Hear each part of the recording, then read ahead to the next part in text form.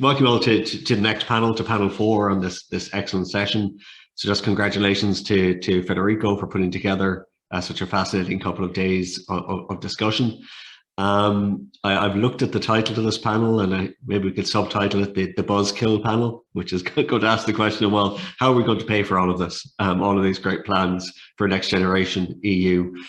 We have some fantastic speakers. Carlo Garbarino, a professor of tax law from Bocconi University, Dr. Goran Dominioni, an assistant professor here in DCU on environmental law, and he'll talk about the carbon border adjustment tax. Dr. Niall Moran, another assistant professor of EU trade law at DCU, who look at the taxation and international trade implications of the next few years. And finally, Tomasz Woźniakowski from the Nicolaus Copernicus University in Torun, who look at taxation and federalism in a comparative context between the EU and the United States. Look, these are wonderful papers. We have about 90 minutes to work our way through. I know from the program, and perhaps there'll be an objection to the European Court of Human Rights on this basis, that there has been no coffee break scheduled for this morning. So I thank you for your perseverance and your endurance skills to stay with us. So I suggest we'll go with the existing running order. I'll ask the speakers to keep to about 12 to 15 minutes each, and that will give us some time for some discussion.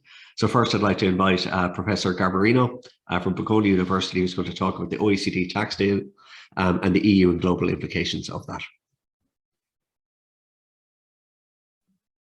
Okay, thank you. Good morning to everybody. Thank you for having invited me to this very important workshop. I have learned a lot of things, and I'll try to give it to give a contribution from the tax side. Before getting to our point, let me give you a very brief overview of the so-called base erosion and profit shifting project of the OECD and the shift toward taxation of multinationals. Basically, this project was based on 2 pillars. Pillar 1 basically tries to tax multinationals in the market jurisdiction where they operate.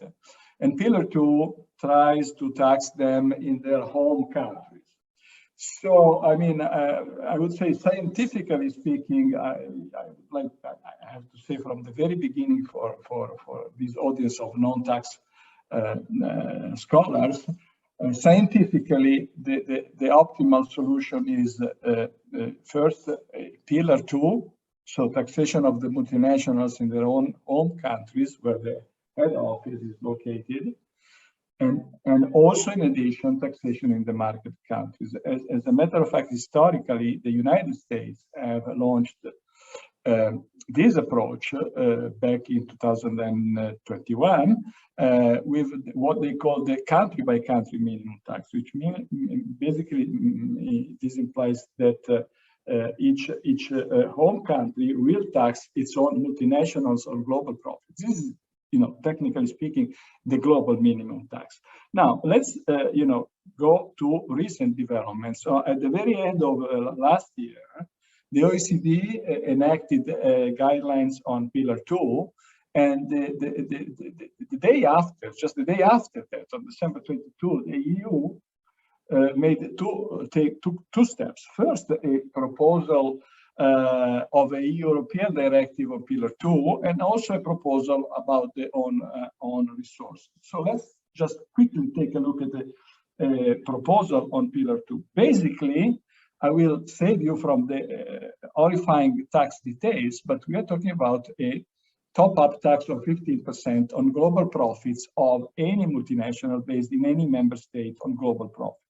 Okay, so I mean, the EU has been extremely diligent in enforcing, in applying. Of course, we are talking about a proposal, and so we need to have, of course, the unanimous approval at the council level to have a directive. But once the directive is in place and there is a momentum for that, then each member state will have, what logically speaking, as I said from the very beginning, is a global minimum tax on the global profits. So a German multinational will be taxed on global profits, even outside of the EU, on a minimum tax of 15%. Certain countries may even introduce higher rates. So the problem here is that there is the OECD then actually on a few weeks ago, on February 4th, issued the guidelines for Pillar 2, but for Pillar 1, there is a public consultation going on. So, but the problem here is that Pillar 1 for the Pillar 2 for the OECD is optional. So there is an asymmetry because the US and the EU are taking Pillar 2 as a mandatory measure, so they are going forward. The OECD is making a lot of fuss about this project, but basically is making Pillar 2 optional. And also, in a way, although vested into a multilateral treaty that should be issued during 22, even Pillar 1 is issued. So there is a two-speed movement. So, but we can very easily understand why the EU has been so fast and so diligent in promoting basically in OECD jargon Pillar 2 or basically the global taxation of multinational. But before getting to that, I would like to make a very brief detour talking about tax and monetary sovereignty. Usually Westphalian tax sovereignty is the monopoly of state power on collecting taxes on domestic and citizens, and of course, preventing external control of other states. And there are three goals of taxation: revenue collection, and distribution regulation. So we are all used to think, you know, that taxes come first and then expenditure come after taxes. And, you know, there are taxes and expenditure because there is a political process, not taxation without representation. The fact is that at the deeper level, states enjoy monetary sovereignty. Of course, tax sovereignty and monetary sovereignty are stapled, strictly stapled in unitary states. In the EU, we have this unique situation in which they are decoupled, right? So as far as the euro area is concerned. So the monetary sovereignty has percolated up toward the EU and is of course managed by the European Central Bank, while tax sovereignty remains at the level of the member states. Now, there is a theory called modern monetary theory, and even Mario Draghi back in 2019 and 20 said that we should examine some of the idea of the modern monetary theory. It's a minoritarian view, and standard mainstream economists go crazy about this idea if it is wrong, totally wrong. And I don't, of course, I'm not an economist, and I don't espouse all the implication of the modern monetary theory in general. But the interesting thing is that one of the tenets of this theory is that basically first sovereign states exert monetary sovereignty, and then because of the fact that there is a monopoly on the emission of the national currency, they can issue fiat currencies, then they will impose on citizens, taxpayer, the payment of taxes through that currency. So at the level of state actor, taxes drive money. The government first creates the money. These are the words of some of the, you know, the scholars that propose this theory. Government first creates the money of account and then imposes tax obligation. So, you know, in what sense can we say to a certain extent, and I am a little bit iconoclastic and provocative here, that the NGEU addresses this gap between the EU tax sovereignty at the level of the member state and the monetary sovereignty at the level of the EU. Well, clearly, back in 2020, the NGEU was a kind of a Miltonian moment. There was the hypothesis on which I work, which I base my presentation now, is an hypothesis of convergence. Because, you know, allegedly the COVID crisis was the institutional cause for the sudden adoption of the NGEU, a measure that directly implies investment, but which has the essential mark of being a fiscal turning point. Now, Apart of the fact, let me be a little bit skeptical here. I mean, if you look at the goals of the NGEU, they are not to address COVID. It's only in a minoritarian side. You know, they are infrastructural, macroeconomic goals, of course. But at the beginning, that was the prompting cause. And we all know that, as many speakers yesterday highlighted, that a significant part of the NGEU is made of grants that are, although the money is collected in the capital market as a, of course, basically issue a loan, is a debt mechanism. About 40% is grants to member states. So member states will have to repay through the Commission the 60% part of debt, and that's a normal, debt mechanism. But 40%, it's the EU that will have to repay to the capital markets, but not legally speaking the member states.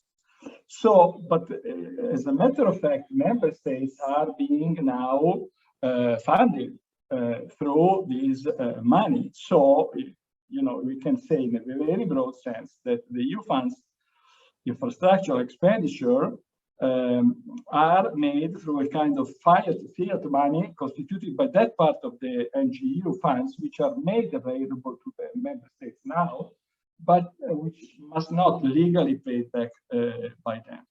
So this is the situation. Yesterday there was a very lively discussion on evolution, transformation. Let me use the term exaptation that is used by evolutionary theory. I mean, there is exaptation when a function evolves because it serves one particular function at the beginning, but subsequently it served another function. The typical example is bird feathers. This is metaphorically speaking, of course, applied to institutional and social evolution, but bird feathers were created for temperature regulation, but then they were used by birds to fly.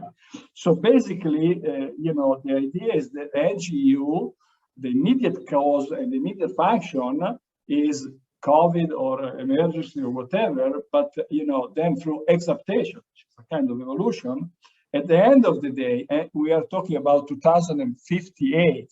So it's 30 years from now, and this time it's a hugely long time. So basically, in 2060, when the historians will look at this, they will probably say, well, I mean, it started as an emergency measure, but then it was the pivot, it was the main building block of the evolution of the EU toward its common tax system. And now let's have a very flashback in the last couple of minutes on what is happened on the side of the Commission on December 22, so a few weeks of 2021, few weeks ago. The Commission advanced a proposal to change the composition of the own resource package. So own resources, we all know, are the resources used by the EU for their functioning, while technically speaking, it's a tenet that the member states retain the taxonomy. They have been trying for 50, 60 years to create a common EU tax system, but they never made it. Now, the Commission is explicitly proposed to amend the existing structure that is mainly based on percentage of duties and percentage of VAT and other things, to add three things. The carbon adjustment mechanism, revenues from the carbon adjustment mechanism, revenues from the emission trading system, and these are by definition regulatory taxes. They are not real taxes. So this is in itself a major development, in addition to the fact that these revenues will be given directly to the own resource system. But in addition to that, and I would like to finish with that, it will be a part of the Pillar 2 taxation of global multinationals that, of course, will become mandatory within the EU. So there we're talking about, they clearly say, the Commission clearly says that in 2026 to 30, there will be about 17 billion per year, And I quote, an amount of 1560 billion in current prices corresponds to a linear repayment profile from the union budget for non-repayable support based on the commission issue of the NGEU. So basically, the commission says we are not raising new taxes in the traditional sense. We are, basically shifting to a new system of own resources. So I think that as of today, we can say that this is a snapshot. But of course, given the incredibly fast pace of changes, also at the macro level, maybe this will change again. But again, this is, hopefully a detailed picture of the tax deal, EU, a global tax deal at this very stage as of today. Thank you very much for your attention, and I close it. Thank you very much, Professor Garbarino, and compliments on the timekeeping as well. So you've set a high bar for all of the rest of our colleagues to follow. We'll keep the questions until the end, though. Some of the audience, if something pops up during the presentation, perhaps you can put it in the chat so we keep a record of what we want to discuss at the end. So our next speaker is Dr. Goran Dominioni, who's going to talk about the carbon border adjustment tax. Many thanks, Ken, and many thanks, Federico, for the invitation. So as Ken just mentioned, I'm going to discuss today some aspect, at least, of the CBAM proposal put forward by the Commission. Let me say that what I'm presenting today is the result of a joint effort between me and Dan Esti, who is Nicolaus Professor of Environmental Law and Policy at Yale University. And in essence, what our paper is about is a discussion on a potential improvement of the CBAM proposal put forward by the European Commission. But before I get there, let me take a step back and explain a bit the context in which this is occurring. So as Diarmuid has mentioned in the previous panel, the EU has now an increased ambition in terms of greenhouse gas emission reduction, 55%. Reduction by 2030 over 1990 level, plus aim for a net climate neutrality. And as a result of this, there have been various reforms that have been put in place in the EU ETS, and these have resulted in a significant increase in the price of the allowances. So if you can see from the graph on the slide, prices were quite low until 2018, then they started increasing, and in the last year and a half, they have skyrocketed. Now they're about 80 euro per ton of carbon, which is a significant carbon price. And of course, with these higher carbon prices, these of course are costs for regulated industries. And so there is a risk of carbon leakage, which it's in essence is the means that some of the emissions that would have been released within the European Union would now be released in foreign jurisdictions. And there are various channels which through this can occur. I'm not going to go through the various details, but I think it's quite intuitive. So CBAM is in essence a response to the risk of carbon leakage. And in principle, it's a very good response compared to alternatives. Think about having exemptions, which was the approach taken so far by the EU. So in essence, a CBAM, it requires EU importers to buy carbon certificates that correspond to the carbon price that would have been paid had the imported products been produced within the EU. And so the aim is really to equalize the carbon price that applies to domestic products and imported products. It covers some sectors at the beginning, then probably there will be an expansion, but these are the sectors that are more carbon intensive and exposed to trade, the ones that are covered initially. And given the, also the topic of this panel, it's also important to mention that it can generate some revenues, which have been estimated 0.5 billion per year between 2023 and 2030. One important aspect of the CBAM proposal is that there is a crediting for policies that have been implemented abroad, meaning that if the foreign producer shows that a carbon price has already been paid in the exporting country, then this carbon price would be discounted from the payment that the EU importer has to make. And actually, so our paper is specifically on this aspect of the CBAM proposal. So let me go a bit more into the details of this. The EU CBAM proposal currently proposes to credit only for a specific type of policies, which are carbon taxes and emission trading schemes. So this is what we would call an explicit carbon price. And there have been various criticisms of this approach, both by the US. So for instance, the US Secretary of Treasury, Janet Yellen, argued for a broader set of policies to be credited for. A similar approach has been endorsed by the OECD Secretary General. And this is also the approach that is taken in the US Congress Fair Transition and Competition Act, which is a proposal for a CBAM implemented on the side of the US. So what Dan Esty and I do in the paper, it's in essence, and I think this is our contribution to the literature, is to look more closely to two approaches for crediting. So on the one hand, we compare, well, the paper is a bit broader than this, but let me cover on this aspect in this presentation.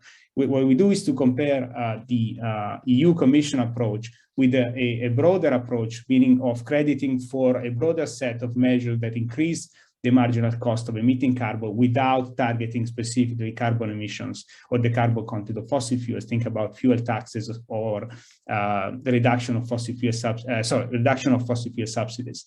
And so we call this an effective BCA mechanism. And what we do is to compare these two approaches along three dimensions, which is climate change effects, administrative feasibility, and GATT compatibility. Regarding the first aspect, so one argument in favor, I think, of the EU Commission proposal is that in essence it, and this is something that also Diarmuid mentioned in this presentation, a CBAM, one of the positive effects of CBAM would be to increase, let's say, the uptake of climate policies abroad. And in some way, by targeting only carbon taxes and emission trading scheme, here the incentive would be to focus on these type of policies, which are better targeted at reducing emission compared, for instance, an excise tax on fuels.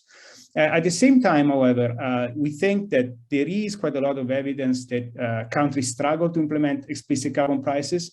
For carbon taxes, this is often the case because of political resistance. Think about the inability of the US to implement a federal carbon tax so far. And sometimes it's also because of capacity reasons. So especially if you think about the implementation of emission trading scheme, these are complex instruments and not every country is able to implement this type of policy. So perhaps having a broader set of policies that would be credited for will be able to stimulate more climate change action abroad. And there is actually a lot of countries, also low-income countries, that routinely implement fossil fuel subsidies reforms or implement fuel taxes in other that do not target the carbon content of fuels. So this, just to give you a sense, these are the countries that so far have implemented either an emission trading scheme or a carbon tax. You see there are large parts of the world where this has not been done yet, and there are various reasons, as I mentioned, both political but also capacity issues at stake. At the same time, crediting for effective carbon prices would be probably an advantage in terms that you would address the risk of tax shifts. They overcompensate for the introduction of an explicit carbon price. So you could think of an exporting country that introduces a carbon tax, but at the same time reduces a fuel tax. And so what is the net effect on the marginal cost of emitting carbon? That would not be clear if you, in essence, credit only for explicit carbon prices. And so a country could get away with it. And there are examples in history where countries have implemented this type of tax shifts so far. And at the same time, this also creates transparency, because in some sense, if you credit for effective carbon prices, you are able to capture what is the net effect of these tax shifts. And so this creates also trust among countries, which is, of course, very important in the context of the Paris Agreement, where every country, in essence, decides what is its own contribution to climate change mitigation. In terms of administrative feasibility, we do recognize that it's much more complicated to credit for other type of policies. And this is perhaps one of the reasons why the EU Commission went for only explicit carbon prices. But we also think that in light of the potential benefits of crediting for effective carbon prices, perhaps a gradual approach that includes other type of policies within the crediting would be beneficial. And there is actually quite a lot of capacity that both the EU, but also countries like the US have, for instance, in the imposition of countervailing and anti-dumping duties. And this capacity could be used perhaps together with capacity that exists in IMF, IMO, and IMF, World Bank, and OECD to calculate effective carbon prices. So in some way, we recognize the limits of crediting for effective carbon pricing, but perhaps as capacity increases over time, we could include other type of policies within CBAM. And lastly, we discuss also the GATT compatibility of, let's say, the two alternatives, the Commission proposal and the proposal of our idea of crediting for effective carbon prices. And in this respect, well, I'm not going to go into the details because I know Niall is going to talk about GATT compatibility, so I will abstain from that. But just to say, mention briefly, we think that crediting for effective carbon prices is more likely to make the measure GATT compatible, both in respect with the main anti-discrimination provisions, but also under Article 20, which are the exception, includes also environmental exceptions within the GATT. So let me go back to the revenue raise, because this is what the panel is about. And in essence, it's difficult to know which of the two approaches would raise more revenues, but it's likely to make a difference. So in one sense, if you look again at this map, these are only few countries that implement explicit carbon prices, while effective carbon prices are implemented in almost any country. I mean, any country has a fuel tax in place, but at the same time, many countries also subsidize fossil fuels. And so the net effects of these two is quite unclear. And of course, at the same time, there is also the EU countries that have both fuel taxes in place and fossil fuel subsidies in place. So somehow it's probably going to change the type of revenues that is raised, but it's not clear, at least without making some calculation, which of the two approaches would be better able to raise revenues, so a greater amount of revenues. So let me recap here. So in essence, what we do in the paper is to compare two approaches. Well, we actually compare 4 approaches in the paper, but here I focus only on 2. The Commission proposal and the effective carbon prices proposal. And what we say is, in essence, the crediting for effective carbon pricing is likely to yield better, say, climate change action abroad. We recognize the existence of administrative complexities in doing so, but perhaps a gradual approach combined with an increased capacity over time would make this possible. And at the same time, we also think that crediting for effective carbon prices is more likely to make the measure GATT compatible. So thanks a lot. And if there is any question, I'm happy to answer this. Thanks very much, Goran. That's a sort of fascinating paper about the technicalities of implementing this kind of tax and managing for potential adverse impacts and unintended consequences. So we look forward to some interesting questions on that at the end of the presentations. We already have one in the books for Carlo, so we'll come back to that when we come to the discussion. Next up is Dr. Niall Moran from DCU. He's going to talk about EU taxation and international trade law. Thanks a lot, Ken, and to Federico and to Goran for introducing this topic so well. So I'm going to focus on the question of the WTO compatibility of CBAM, and this is the subject of a paper that I'm working on. So this is really such a key question for the viability of this measure and the ability to collect these projected revenues that Goran has referred to. So I'm going to give an overview of my research to date and some preliminary conclusions. So in considering the WTO compatibility of CBAM, 2 questions are fundamental. So firstly, would such a mechanism in principle constitute a prima facie breach of the GATT? And secondly, if such a breach were to be found, could CBAM be successfully defended under the GATT's general exceptions under Article 20?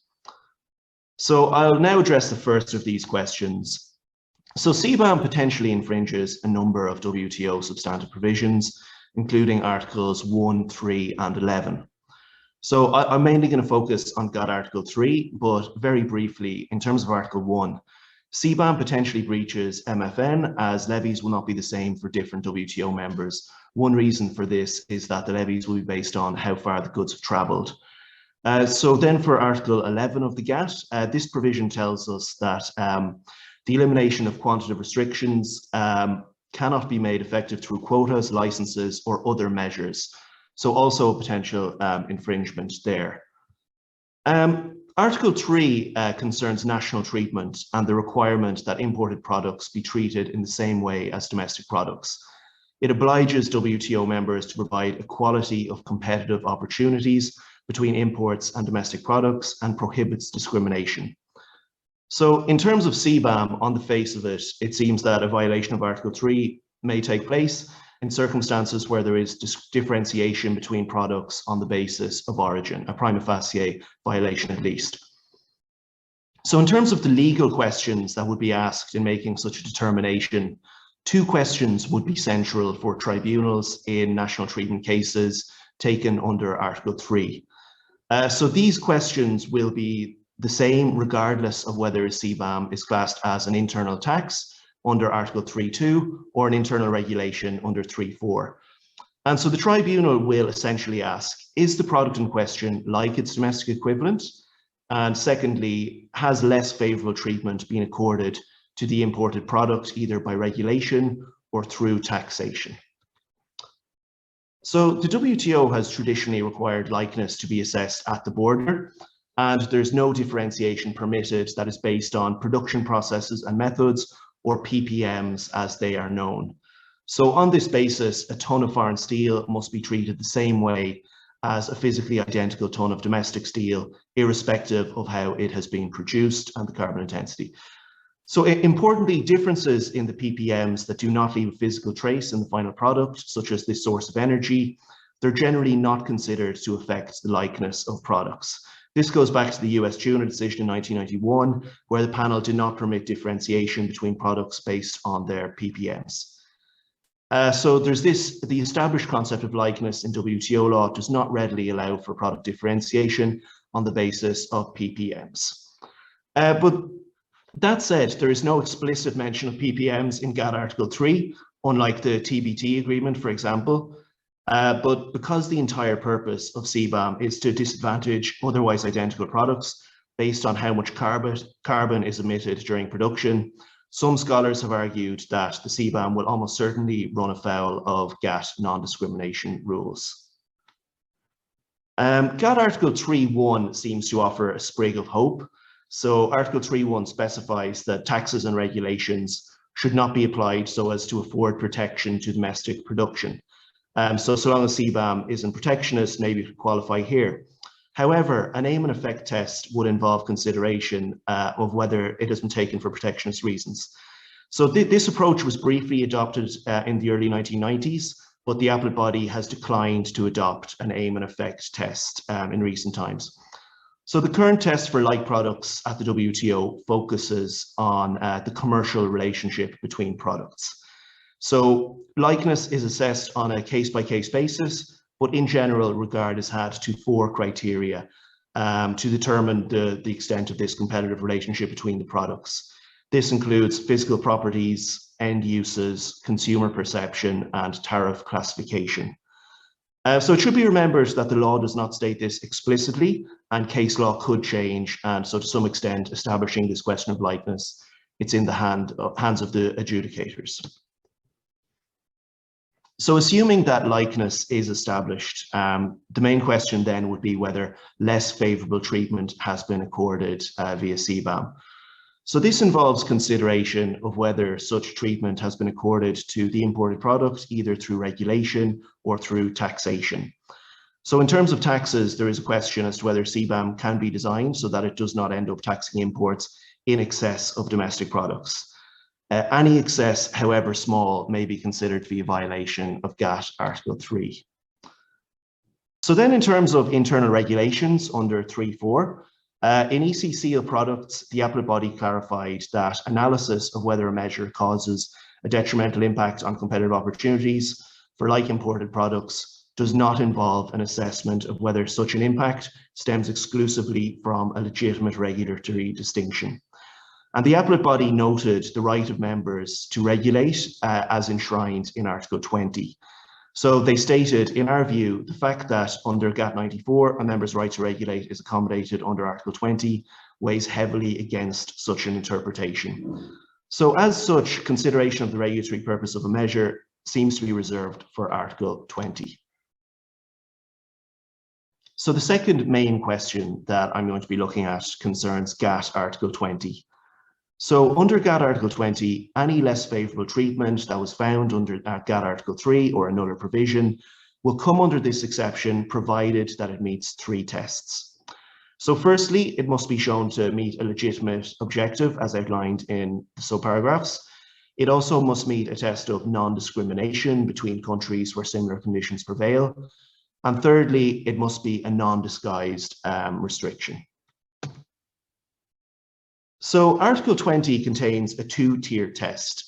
So the first stage consists of the first question I looked at, and the second stage would be questions 2 and 3. So for a measure to qualify for protection, firstly, it must be capable of being provisionally justified under one of these 10 policy objectives considered in subparagraphs A to J of Article 20. Secondly, it must comply with the chapeau of the article or its introductory clauses. And the chapeau's primary purpose is to prevent the abuse of the invocation of these listed exceptions. So where a measure is invoked for environmental reasons, but it is applied in a discriminatory manner. It has been the traditional view at the dispute settlement body that subparagraphs are examined first before turning to the chapeau, so I'm going to look at them in this sequence. So of the 10 subparagraphs in Article 20, 20B and G are the 2 most relevant in relation to CBAM, and these broadly relate to health and the environment. So as such, a panel or the appellate body, they must first consider whether a measure is necessary to protect human, animal or plant life or health, or they may consider whether the measure is relating to the conservation of exhaustible natural resources under subparagraph G. So just a point to note at this stage is that the burden of proof under Article 20 rests on the party invoking the defence. So in relation to CBAM, that'd be the EU. So under Article 20B, the adjudicators must consider 2 main elements. So firstly, they must consider whether the measure is designed to protect human, animal, plant life or health. And this should not really be an issue for CBAM. So it's been found in certain cases that the reduction of CO2, for example, is one of the policies covered by subparagraph B of Article 20. Secondly, it must be found that the measure in question is necessary for this goal to be achieved. So when determining if a measure is necessary, the measure must be deemed to be apt to make a material contribution to the achievement of its purpose. So the adjudicator will be examining the suitability of the measure here. The EU must be able to demonstrate that the relationship between the means chosen and the ends pursued is rational and appropriate. So in determining this, the appellate body, the adjudicator, balances a series of factors, including the contribution of a policy to its objective, the importance of the objective, and its impact on international trade. So in terms of contribution, does CBAM focus on the most carbon-intensive sectors where carbon leakage is a real risk? It would seem to do so. How important is the goal pursued? And to what extent will this measure result in trade diversion? So there should be clarity concerning the trade restrictiveness of this measure and whether it will have a material impact on imports of affected products. So if it is confirmed as being necessary preliminarily, the measure is then compared to less restrictive alternative measures. So is there an alternative measure that would achieve the same end and that is less restrictive of trade? So here the burden of proof shifts back to the complainant and to identify such alternative measures. And it has been found that alternative measures must be reasonably available to the party, and they must achieve the same level of protection that is sought.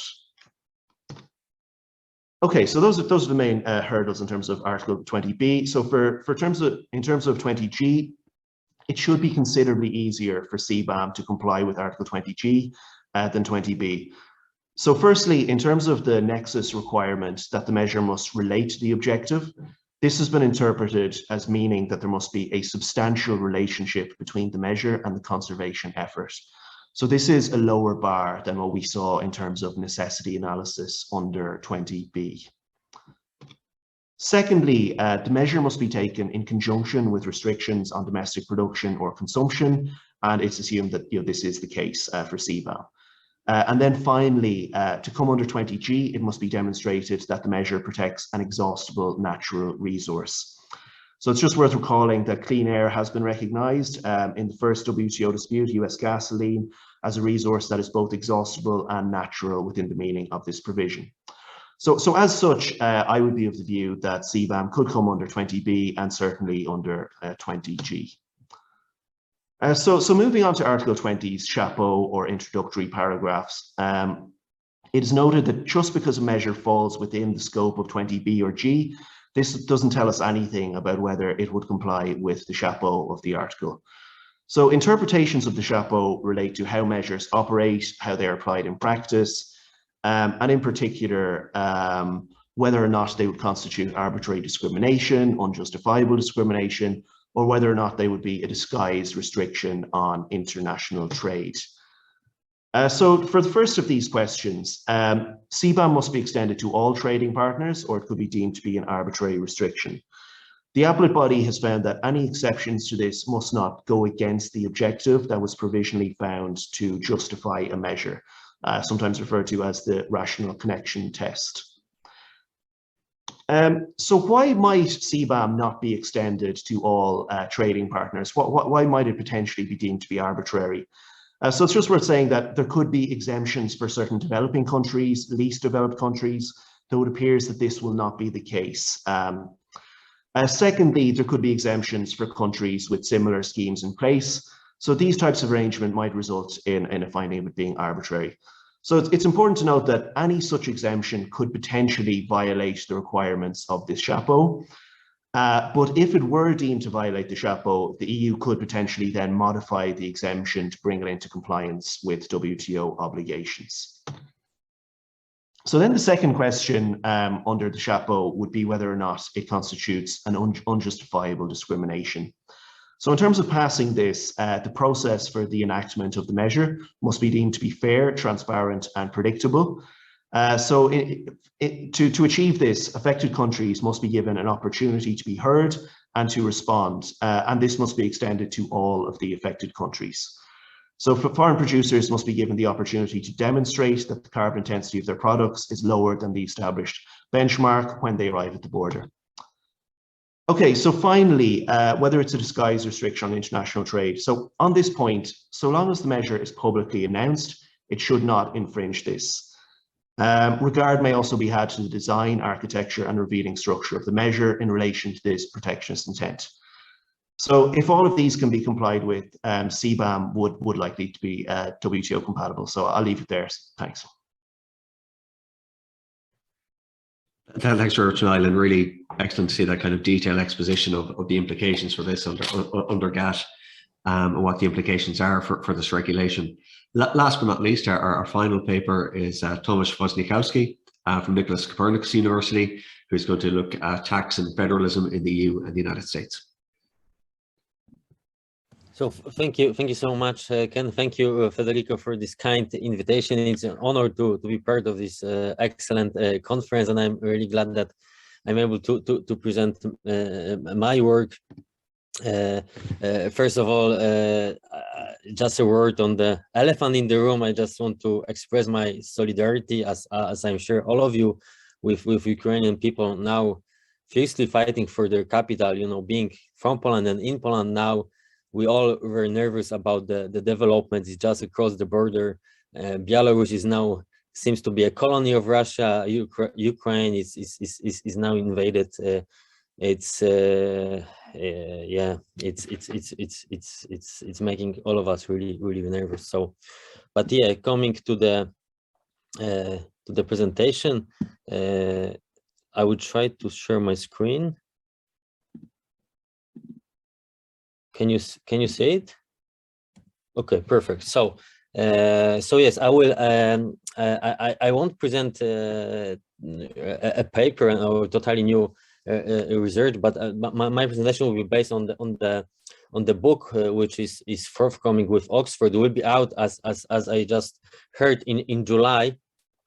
Fiscal Union's Economic Integration in Europe and the United States, in which I compared the fiscal regimes of the two polities, and I will try very briefly in these 15 minutes to give you some basic takeaways from this book, and I'll also try to connect with the next generation EU, which is not the focus of the book. The focus is the Eurozone crisis and the developments connected to the Eurozone crisis, but I still try to connect it and try to make my finding relevant for the recent developments post-COVID.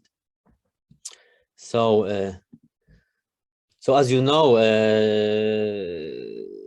with the introduction of the euro, many scholars called that, and then we heard also today that from our first presenter that you do have a monetary union, but we don't have a fiscal union. This fiscal sovereignty is at the member state level, and we need to do something about it to complement the monetary union. And many scholars look at the U.S. history. So okay, how those developments play out in the U.S. After the Constitution, and most scholars look at the period after the Constitution was ratified, and very few look at the pre-Constitution period. So at the stage where the union already existed, as is the case in the EU, but it didn't have a taxing power. So the confederation period of the US history, and I did exactly that. I look at this period between articles of confederation, so the first US Constitution and the Constitution as we know now, to look at what are the conditions. So if we agree that we need to have a EU taxing power, fiscal sovereignty, some fiscal sovereignty also at the tax sovereignty at the EU level, what would be the condition if for them to emerge? So in order to do that, I used the theory developed by William Riker. He was looking at the conditions under which federations as such emerge, and he found that yes, external military threat is a necessary precondition of federalization process. So according to Riker, in all federations around the world, all federations emerge as a result of external military threat. So I use this his threat hypothesis as my point of departure and analytical framework of analysis, and using process tracing and comparison. So my research question is the following: what are the conditions under which fiscalization is likely to emerge? And by fiscalization, I mean EU tax power. So the main argument is the following: the emergence of fiscalization, so the federal power to tax or EU power to tax, was triggered by a sovereign debt crisis, so internal threat at the state level. So I don't want to go too much into details because we don't have time for this, but very quickly, just to present the causal chain in the American case. So there was, as you all know, expensive American Revolution or independence, in which there was a union, there was a confederation created, but no federal power to tax. So all the costs of the war fell on the states, which resulted in very high tax burden, 3 to 4 times those of the colonial area, that the states, individual states such as Massachusetts and so on, impose on their citizens after the war to pay off their debt, which was, a majority of the state spending was to repay the debt, which resulted in tax revolts, in the popular disobedience protests, the most famous being Shays' Rebellion in 1787-88 in Massachusetts.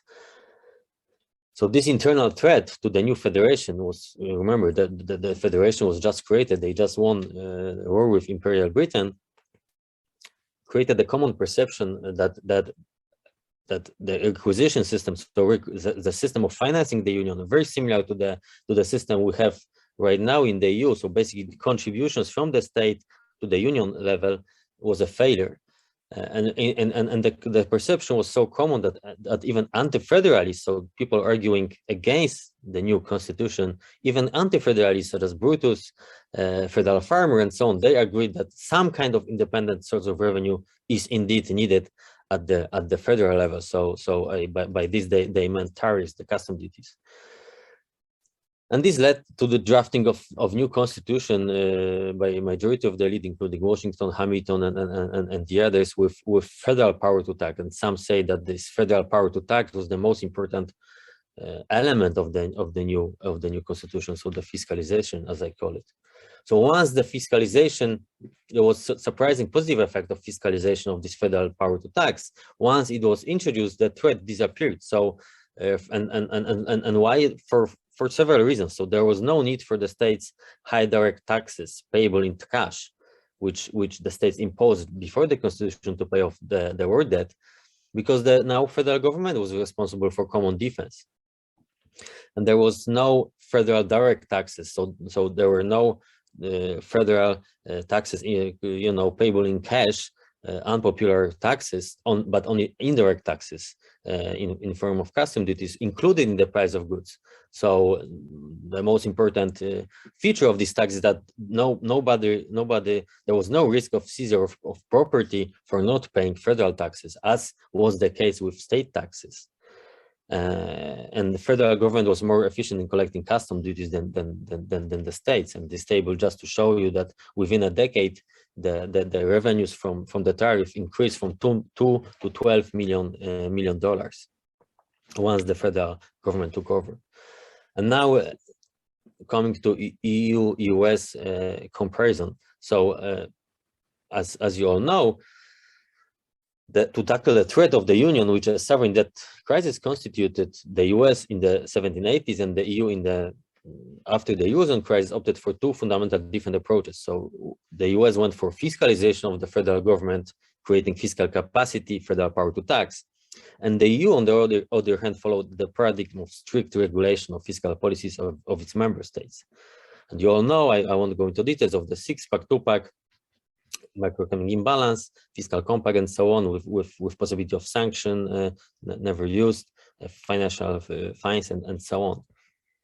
So this is post-Euro crisis. But now coming to the post-Corona crisis, is it a paradigm change? We are focusing now on the next generation EU, and indeed the Corona crisis did have an impact on both instruments of fiscal integration. So fiscal regulation was basically put on hold. CSR's #1 on deficit levels abandoned in the European last European semester cycle was abandoned. And when it comes to fiscalization, so federal EU power to tax, we see, as we all know, the next generation EU recovery fund, but based on the EU debt, huge recovery fund. But a number of challenges, some of which were already mentioned yesterday and today, when it comes to the next generation EU. Despite being called a Hamiltonian moment by Olaf Scholz, this recovery fund, while arguably important novel solution, is at the same time limited both in its time frame and its scope for several reasons. The first being that, as we all know, this is not permanent instrument, but will be, being of the quote, only used to support the recovery from the economic fallout caused by the COVID-19 pandemic. The second reason is that it's not clear, as it was mentioned several times today and yesterday, how this debt will be paid back. You know, agreeing on spending was an easy part, but the hard part will be to agree on how this debt will be paid back. And there is a risk that member states will have to pay back the COVID-related EU debt in the future via increased contributions to MMFs, which in the long run could decrease an overall EU budgetary capacity. And in fact, this may lead to similar dynamics as in the US back then, before the Constitution was ratified, where Continental Congress and Confederal Congress later in 1780s has power to issue bonds In fact, this borrowing power on the part of the union, even before the constitution was ratified, was unlimited. So the union could borrow as much as they wanted, but there was no tax power. So the result was that after the war ended, the states needed to pay back both their own debt and the union's war debt, which resulted in higher taxes and social unrest. The third reason is that the distribution of funds will be conditional on the implementation of country-specific recommendation, a core part of EU fiscal regulation regime. So as a result, those two regimes are interconnected now. Fiscalization and fiscal regime, quite novel solution. Fourth, as we know, obviously less than half of the recovery fund funding will be in the form of grants, while the rest will be in loans, similar to the previous lending mechanism, so share program, balance of payments, European financial stabilization mechanism, or microfinancial assistance program, and so this is not the first time that EU has a borrowing power, because we sometimes tend to very enthusiastically say, yes, this is something completely new, Hamiltonian moment, and so on.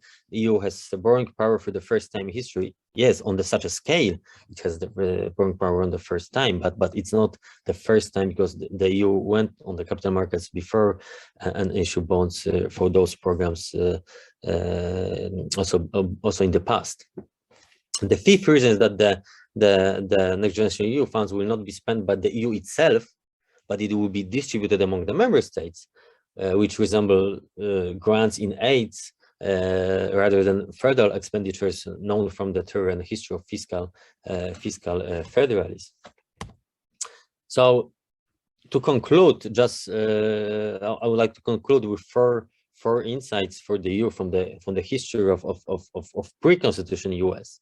That the first one is that paradoxically fiscalization, so federal power to tax, tends to be preceded by an internal threat. The second insight is that fiscalization can trigger the democratization of central institutions. So in line with the rule, no taxation without representation. The third insight is that any proposed fiscal union should be preceded by a wide debate involving the citizens of the member states, just as was the case in the US. Just to give you an example, there is at Wisconsin University there is a project documenting all the ratification debate, and I think only last or 2 years ago this project was finished with over 30 volumes, 600 pages each, of pamphlets, letters, essays. Obviously, the Federalist papers are the most famous part of this debate, but there were a very small fraction of them. 600 pages each, 30 volumes. 1 year of debate 200 years ago.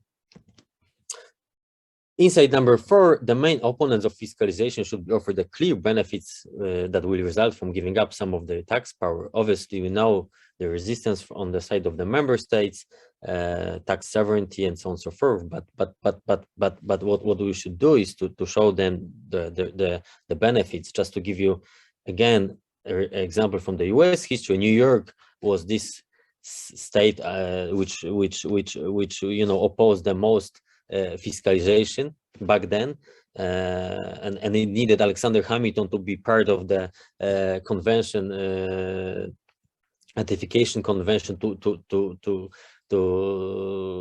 the New York to finally ratify the Constitution. Why was that? Because the New York, 2/3 of New York state budget was based on tariffs. So fiscalization, new Constitution with federal power to tax meant that they would need to abandon this revenue. But how the New York was convinced? It was convinced by linking the expenditure with the revenue. So New York knew that, okay, we will lose more than half of our budget, but the new federal government will take over the business of common defense. So we won't have to spend on the military anymore. So that's how it was connected, and I think that's how it could be connected in the EU expenditure with the revenue. I will stop here. Thank you for your attention, and I'm looking forward to the Q&A. Thank you so much. Thank you very much, Tomasz, for another fascinating paper and bringing the panel to a close, at least in terms of the the presentations. So what I want to open now is open it up to the audience for any questions you've been storing up. We do have one in the chat already, but I'll just see if there's any other hands raised before going to that. Okay, Nuno Matos, if you want to come in there. Thank you for the fascinating presentation, Tomasz. I really enjoyed it. I just wanted to make a remark, which is, of course, the US and the EU history have some overlaps. They have some similarities, but of course there are some differences, and the differences are very notable because, first of all, the budgetary restrictions we have in the EU were not imposed in the US. They were actually self-imposed pursuant to the states being allowed to be bankrupt in the 19th century. So there is a self-perception in the US population on fiscal prudence and fiscal responsibility, on the importance of fiscal responsibility. Of course, this awareness has become being weakened during the decades, notably since the New Deal has been enacted, because the central government has been funding more and more state responsibilities, so they are becoming increasingly more dependent from the federal government's grants. So, having said that, I am actually worried that we are basically trying to do the same as in the US with Next Generation in EU, but without having the necessary underpinnings in the EU's population regarding fiscal prudence. So, just as a matter of example, I think I fear that some EU countries, notably Southern European countries, are being led to believe that EU institutions will always have their back. I am a Portuguese citizen. I can give the example of my country. Last week, the president of the debt agency, Portuguese debt agency, told in a press conference that the ECB's tapering policy is very scaring for Portugal. And in a poll that was recently publicized in a EU poll, which I think it was by Politico, I think, it was conveyed, so information was conveyed that I think Portuguese citizens, Spanish citizens, Italian citizens thought that the main task of the ECB was to bail out countries, as opposed to German citizens, Danish, and other European countries, citizens from Central and Northern Europe. So I think we are basically at the crossroads in the EU in which we want to make a leap forward without having the necessary, if you will, structures, social structure that will allow it to be fruitful and to be lasting in the future. Thank you very much. Thanks very much, Nuno. I know Carlo has his hand up, but I do have a question in the chat for Carlo, so I might put that to him before bringing you in to speak. So it's a question from Martin Allen, and the question I think is around your comments on modern monetary theory, that do governments create money, or are they essentially tax collectors who have to bring in revenue to balance tax consumption, i.e. that sort of balance between income and expenditure, and therefore by not raising a new tax, you're only shifting the burden of tax rather than reducing it, or sort of creating new resources for the economy. And I might abuse my position as chair to throw in a couple of extra questions. One is, and it's to bring into dialogue Niall and Goran's papers, because Goran made some mention of the CBAMs generating a certain amount of revenue But ultimately, if a carbon tax is generating revenue, it's failing in its objective to reduce carbon emissions in some ways. And I wonder, does that raise some of the problems that Niall was highlighting in relation to whether the measure is effective and appropriate? And I wonder, could that raise a certain issue? And then just a question for both Carlo and Tomasz, because again, two papers I thought that spoke quite well to each other. And Carlo, you were making the argument that we might be seeing through NGEU an inflection point on that road to sort of common consolidated taxes and sort of fiscal integration. And so the question, and I think this was raised quite well by Tomasz's paper, is how straight that road is. How easy will it be to get to that destination for the historians in 2060? And this just to pick up on Tomasz's paper, because it was great as a political scientist, hiding here among the lawyers, to hear William Riker and some literature that I'm familiar with being discussed. But one of the other components that Riker argues for successful federalization is this question of organization of politics at the federal level, particularly political parties that exist across federal boundaries. And do you think that the lack of that in an effective way in the European Union is a barrier to that kind of fiscal consolidation, or that general debate about what direction it should go? I just see Monica Bonini has put up her hand, so we might take one more question and then we'll go through the panelists and give them some time to respond. So Monica, over to you. No, I was again, thank you to all the speakers. I was deeply impressed when I'm trying to link what I heard now and what we did hear before. So Tomasz spoke about external military threats as somehow a pillar, an important step in order then to develop fiscalization. There, I would like to say, I do not know, it's maybe more a remark than a question. USA history and the European history are maybe different in this way, because of course, we have member states already having foreign relations with the whole of the world. So it's difficult that you cannot, let us say, divide external military threats and also the already existing foreign relation of every member state when you think about fiscalization. And it's more difficult. Of course, I'm saying something obvious, but I'm really interested in the answer. And also because of the new agenda I was speaking about before. Federalization, for example,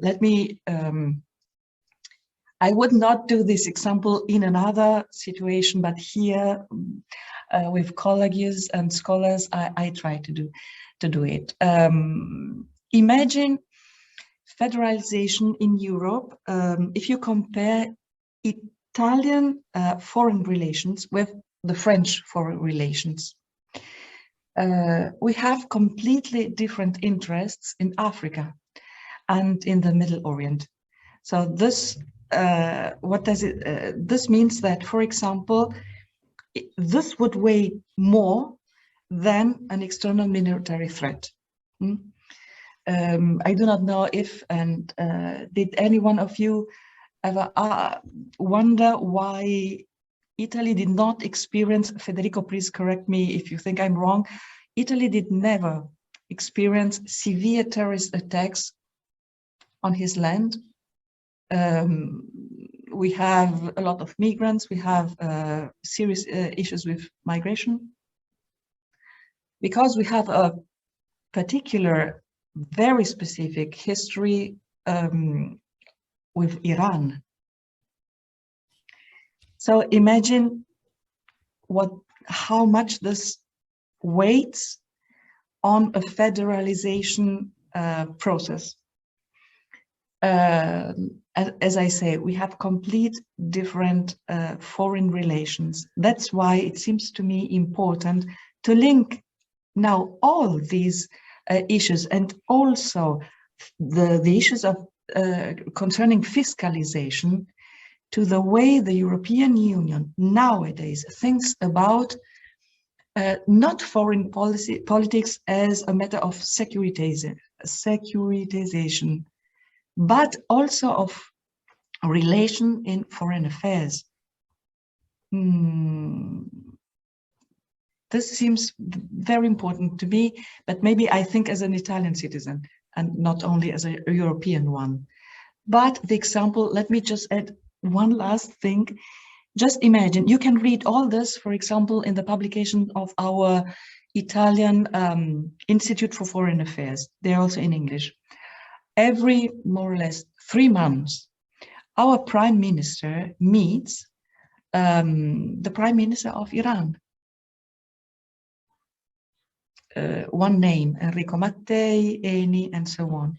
So it's an enormous, for me at least, question. But really, please correct me if you think I'm wrong. Anyone who would like. Thank you.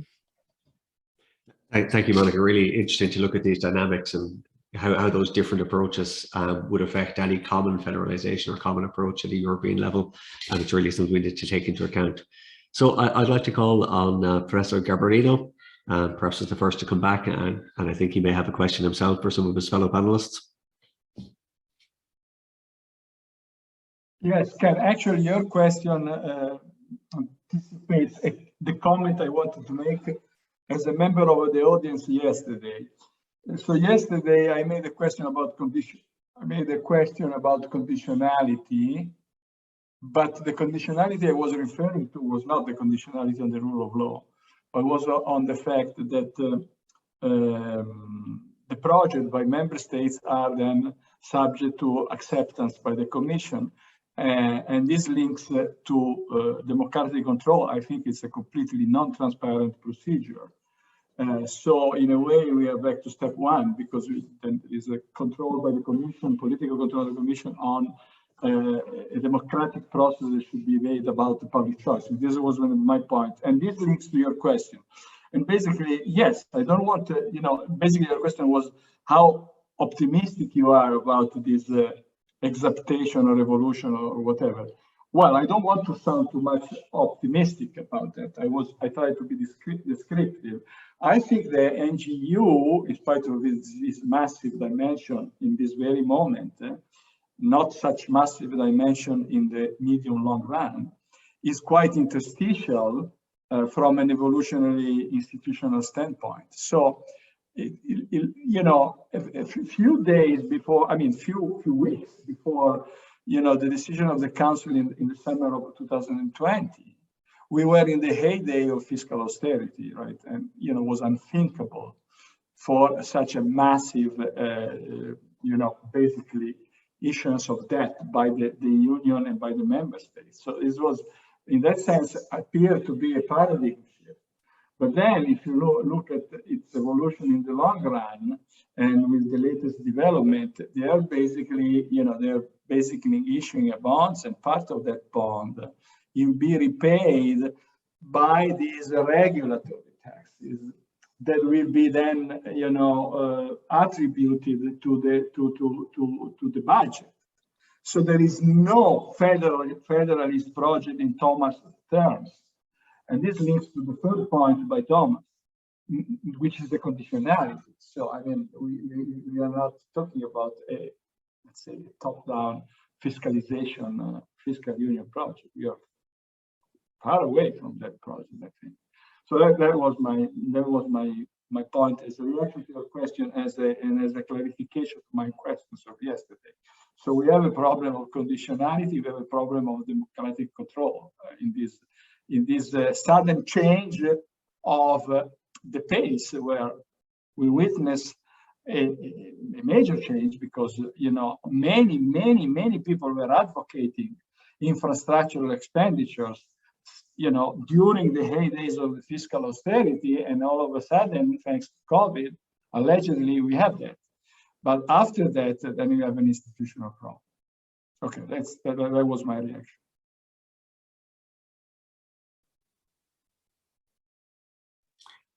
Thank you very much, Carlo. Perhaps next we'll go to Goran to come back. Yes, thank you a lot, Ken, for the. This is, I think, your question about the effectiveness of, let's say, and also the idea of raising revenues with the environmental, in this case, a climate change tax is a relevant one. In some sense, I'm not necessarily, I don't see this as a major problem for two reasons. On the one hand, I think that, for instance, a carbon tax, or in this case, another type of charge that is applied to carbon emissions, is not only effective when they reduce emissions, but also when they avoid new emissions. So in that sense, you could have a stable or even increasing level of emissions, generating revenues and still having somehow an effective type of policy in place. And on the other hand, and just to give you a sense now, I think about, I've seen a recent study in 75 countries across the globe, these low income, high income countries, environmental taxes are about 2% of GDP. So personal income taxes about 5% of GDPs in the same countries. So it's not a small amount of revenues that we get from environmental taxes, and carbon taxes or emission trading scheme are only one type of policy that raise revenue. And with specific aspect with CBAM and the ability of generate revenues. So on the one hand, it might be effective in increasing, let's say, the level of ambition in other countries. And in that way, of course, when that happens, the level of revenues will be decreased. This is something that I think also Diarmuid mentioned in his presentation. But at the same time, I'm saying that would be one way of saying that CBAM is effective. And so this goes to the discussion whether this is a problem under WTO law, so something that Niall mentioned. So in that respect, CBAM has two effects for climate change that should be considered. On the one hand, there is the effect on the, say, in other countries, so whether other countries implement policies. And on the other hand, there is also, and I think this is a primary aim for implementing a CBAM, is to allow more ambition domestically. So in the sense, it's not only the effect on foreign countries, but it's also the fact you're protecting your own industries by equalizing prices between imported and domestic products. And so you allow for more ambition within your jurisdiction. And that's also an effect that should be taken into account in looking at whether the CBAM is comply with the GATT. I have a more positive, say, assessment of the compatibility of CBAM with WTO law than Niall has, but perhaps this something we can discuss another time.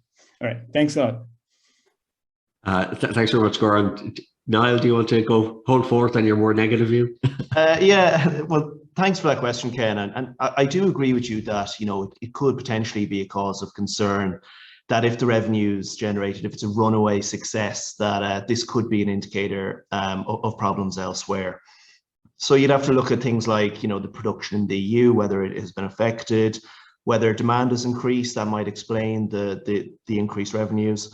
But the aim of CBAM is, of course, to equalize the price of carbon between domestic products and imports. So where this is done, of course, it's still natural that some production will take place outside the EU and that we'll get those revenues. And that we'll import these carbon intensive products, but it does also raise questions of EU competitiveness if the revenues are runaway success, yeah. Thanks very much, Niall. And then Tomasz, do you want to come back to several of those questions? Yes, thanks a lot, Ken. Just very quickly, Nuno, yes, budgetary constraints did not exist at that time in the US, and when it comes to federal grants, New Deal was a really a huge watershed, and I don't know the details now, but just to tell you that I just got a grant for the new project, which will compare the EU to the New Deal period, which I will start in October this year at Lewis. So hopefully, maybe in the next year or so conference, I'll be able to present more details on that, because I think it's really important period in the U.S. history when it comes to expansion of the federal fiscal capacity. And Ken, on the right here, yes, political parties, transnational political parties are indeed a condition for endurance of the federation, political elites, and so on. But I was rather looking at the conditions for which they emerge. Obviously, they can emerge and then break apart. But indeed, political parties which we don't really have in Europe would be important part if we want to really ensure that this fiscal federation is viable. And on Monica comments, so for me, internal threat is a condition for fiscalization. So I built on Riker. For him, external military threat was condition for the federations to emerge in the first place. So just like Union, American Federation, so the Confederation after the declaration of independence and the Articles of Confederation. So there was a confederation without power to tax, and I was looking at on the conditions how what are the conditions under which federations which already exist can get the power to tax. So so the EU, for instance, if you wish, and for that indeed you need internal threat. And I think I didn't really analyze it in a scientific way, but if I think of the COVID response on this part of the EU, I think it confirms my hypothesis, because if you look what Carlo just said, a few months ago, unthinkable, fiscal austerity in the middle of fiscal regulation, and then something completely unpredictable, really internal threat, the pandemic, COVID, with huge economic consequences, lockdowns and so on, hit, and then suddenly something is possible. Franco-German proposal now then endorsed and changed a bit by the Commission and the Council now suddenly is possible. All of the challenges and caveats which I mentioned, but nevertheless it's a huge change. But for again to build on Riker, for Riker, if this threat has to be perceived by the majority of the elite, so majority of the member states as well. And it was indeed the case with the COVID. It was not the case with the Euro crisis. That's why we didn't say anything like that. And it remains to be seen when you talk about foreign relations, Iran and French, Italian differences when it comes to Africa. But let's think about Polish, Portuguese, Polish, French, Polish, German, even differences when it comes to Russia. And is Russia perceived as a threat at the same level among all the states? I doubt, and you need that in order to have this condition to be fulfilled. This threat has to be perceived by the majority of the elites. So those are my initial reaction. I don't want to take more time. Thank you. Thanks very much, Tomasz. Niall, I see you have your hand up there if you want to come in. Yeah, no, I just had a question for Goran. I found it very interesting what you were saying about the administrative feasibility of CBAM. So I just want to say, what do you think is the main challenge in this area, and what do you see as the closest analog? So you mentioned drawing on existing procedures in relation to subsidies, anti-dumping measures. Yeah, so thank you, Niall, for that. There are various challenges from an administrative standpoint. On the one hand, it's difficult to know what is the carbon that is embedded in products that are imported. And it's difficult to get the data. So that's an issue. And then there is also the issue of knowing what is the actual carbon price that is applied to those products. And the problem becomes even bigger when you include new policies, where perhaps there are overlaps between different policies, and perhaps you have to convert. If you go beyond explicit carbon prices, you will need to convert what is the let's say the tax rate of, for instance, an excise tax into an equivalent carbon price, and there are different methodologies to do that. But then you will need to find an agreement also on what is a fair way to do that. On the other hand, there are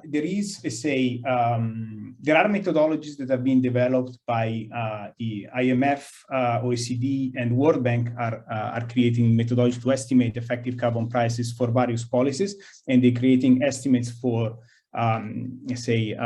broad set of jurisdictions. And so these values could be, perhaps when they are improved, and maybe perhaps at the sector level, the OECD has sector level estimates, the IMF looks at the jurisdiction as a whole. This could be used as a as a default value, and then the exporting country could say, well, I actually show you that I have a different type of policy in place, and this is something that could be used then to reduce perhaps the tax that is imposed. And at the same time, you will have, say, the ability, it's routinely done in countervailing duties assessment to look at what are the policies and, for instance, the level of subsidy that is being put in place by a foreign jurisdiction. And in that respect, there is capacity that could be used to do sometimes some checks, in this way reducing the administrative cost of having a default value and then checking only when a country shows something different. And in that way, so looking at the non-taxation of externalities as a subsidy, and this is perhaps a more econ way of looking at things than a legal way, helps you thinking in that way as a, I would say, as a non-taxation of an externality, as something that could call for a countervailing duty within WTO. All right, I hope. Thanks, makes sense. I'm going to suggest, Niall and Goran, you go and have a coffee this afternoon and we'll finish the conversation on campus. So I'm conscious of time, so I would like to thank our four panelists for very interesting and detailed and fascinating papers. Thanks also to the audience for the interesting questions and the engagement, and for the stamina to stick with this session this morning. You have 1 hour left for the final roundtable. Just before handing over to the chair, Shona Murray, I'd just like to echo Tomasz's point. You know, we're facing one of the most dire crises that Europe has for, you know, more than half a century, I think.